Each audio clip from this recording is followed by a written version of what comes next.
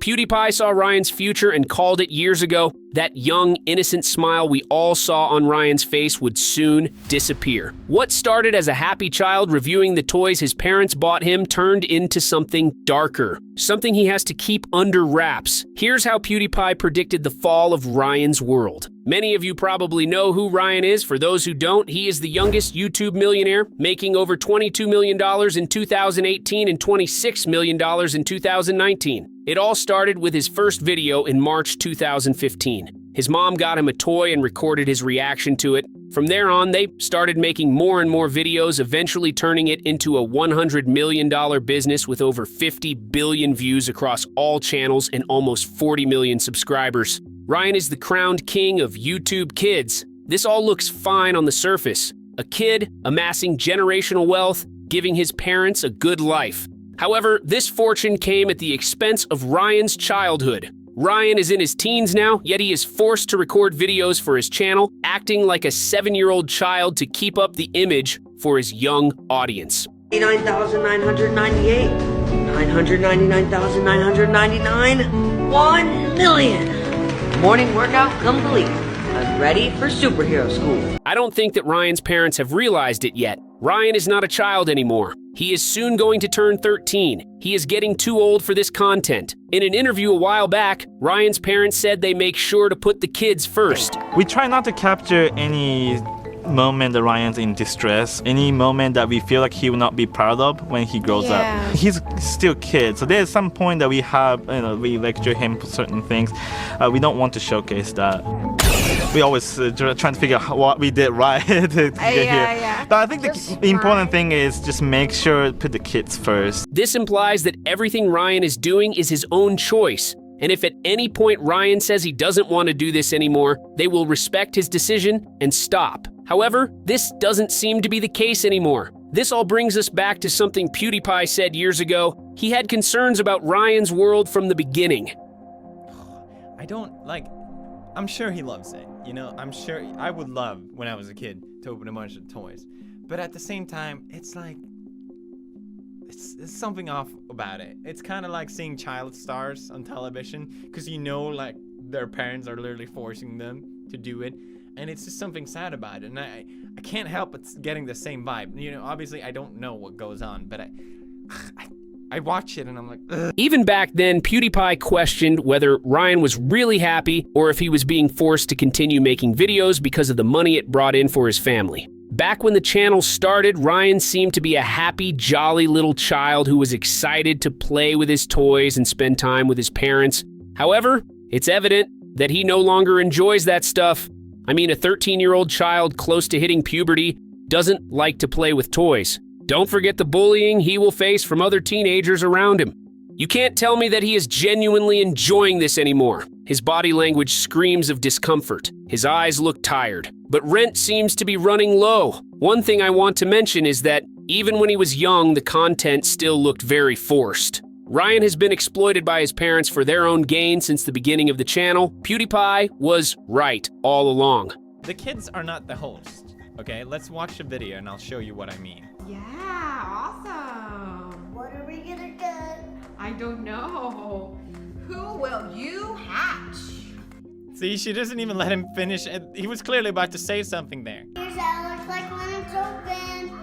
You can still hear the noises inside. Yeah. Oh my god, I think he came up with that sentence himself and no one else told him to say that. You can see that the videos are heavily scripted. Ryan has no say in what goes on in the videos. This is obvious because that's a literal child. He has no idea how a YouTube channel works. Of course, his parents will make all the decisions and control the flow of the video. PewDiePie also points out that the video's views do not match the comments or likes, claiming that they have faked the views. There is some real shady business going on behind Ryan's smiley face. Here, have you ever seen a video with 11 million views and 9,000 likes?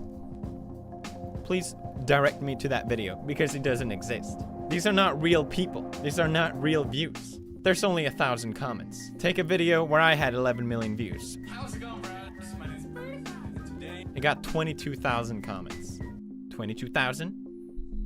1,000. It started with a mom recording her child having fun and interacting with them, not disturbing or telling him how to act. to him being forced to act a certain way and react to sponsored toys they got from the brands. Speaking of sponsored toys, it gets worse. PewDiePie also mentioned the subliminal marketing his parents use in the videos. It's clearly they're sponsored by Walmart. It's 100%. It's so clear. Like, watch this video where they're like, "We got an exclusive Walmart egg." And we even found a Walmart exclusive version too.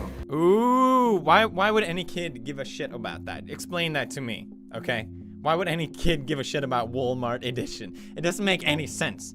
The statement, "putting the kids first," loses all credibility when you see stuff like this. This isn't just entertainment from a child for other children. This is marketing a product to a young, impressionable audience. They slip in the "only at Walmart" without proper disclosure of being sponsored by Walmart in the video or the description. This got them in trouble. Consumer watchdog Truth in Advertising complained to the Federal Trade Commission about how Ryan's videos did not disclose a sponsored product and made it seem like a review. This does not comply with the FTC policies. A child does not have the cognitive ability to differentiate between a review and a sponsored product. From their perspective, it's a toy that Ryan loves. Now they want it too. The timing of this made it even worse. During this time, YouTube and Google were settling a lawsuit in which they had to pay a staggering $170 million for violating children's privacy laws. Many creators were in turmoil due to this change. It demanded a change in the way they advertised products to their audience, which led to Ryan's Toy Reviews name being changed to Ryan's World. It's not surprising to see Ryan's parents not following the law, as it was found that back in 2002, Ryan's mom was jailed for shoplifting from a JCPenney store. She was ordered to do 40 hours of community service on probation. She did not show up for that, which led to her being sentenced to 60 days in prison, for which she served only half. Although this happened almost 22 years ago, it still gives us an idea of her character. If she went to jail for just $93, how far can she go for millions? Let's dive deeper. In a recent interview titled "Meet YouTube's Richest 12-Year-Old Ryan's World," John Yushai gave us an unfiltered view of what goes on behind the scenes. You're on track to be a teenage billionaire. How much does Ryan get to keep of all this? Oh, be careful, Ryan.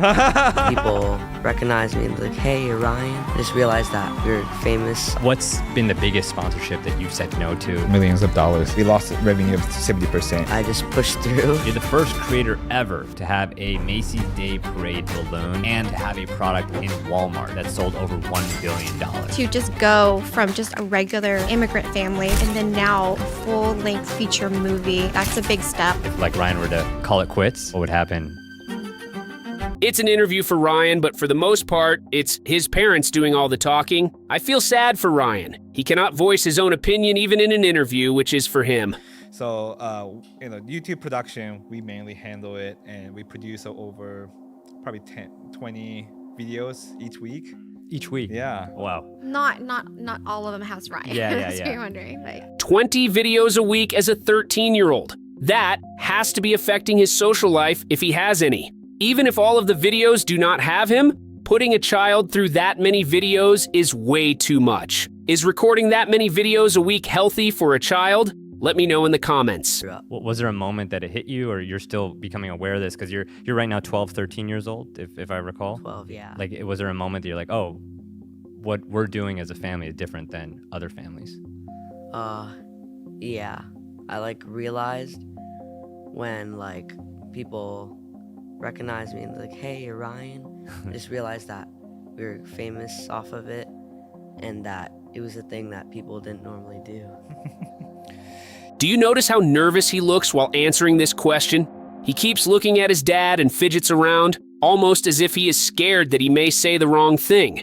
This isn't how he is shown on his channel, which leads many to speculate what really goes on behind closed doors in the Kaji family. Is there a day where the YouTube channels will be fully animation? Like, Ryan, are you going to keep making YouTube videos, given your interest to be an animator and maybe go behind the camera, as you get older?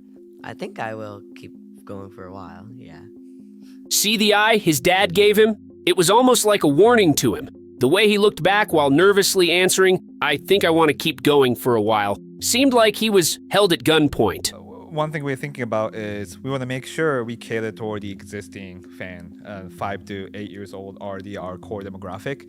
But at the same time, Ryan's growing up and then he has new interests. We want to cater toward his new interests as well, new field.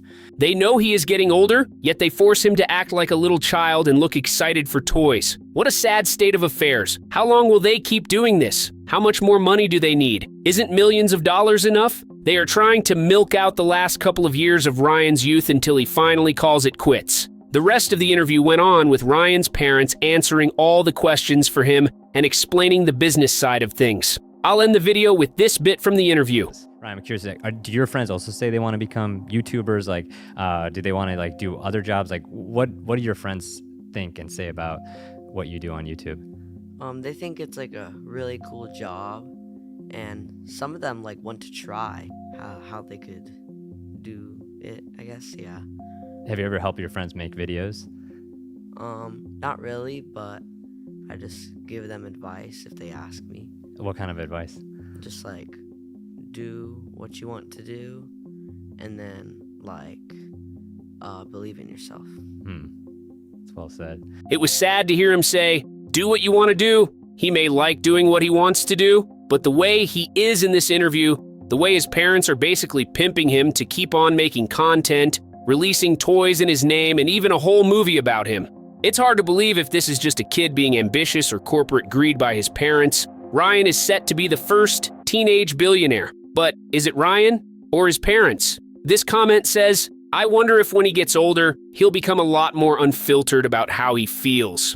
This is a thought that is on a lot of people's minds. Everyone wonders whether Ryan will become the next Macaulay Culkin, someone who was also used by his parents in his early years to make money. But regardless of anything, I really hope he doesn't turn out to be someone like Jack Doherty in his late teens. If you're wondering who this is, you're in for a treat. Click the video on the screen to find out what he has done now. Thanks for watching, and if you enjoyed this video, make sure to like, subscribe, and hit the bell icon for more videos like this. I'll see you in the next one.